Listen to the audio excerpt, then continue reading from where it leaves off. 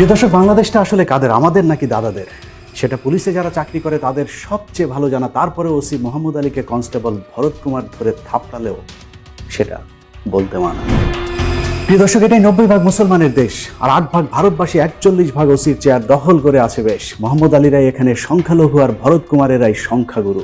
সংখ্যা দিয়ে কি আর হবে, এই তো সবে শুরু। প্রিয় দর্শক, এভাবেই চলছে বাংলাদেশ পুলিশ। এটাকে এখন আর ভারতীয় বাহিনী বললে ভুল হবে না, কারণ এই বাহিনী এখন আর শেখ হাসিনার কথায় চলে না।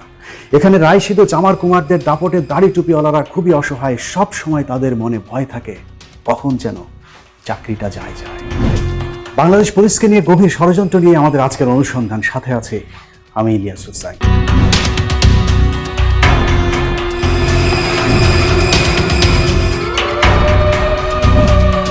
কয়েকদিন আগে রিয়াজউদ্দিন বাজারে একটা গোল্ডের একটা বড় অপারেশন করলাম স্যার।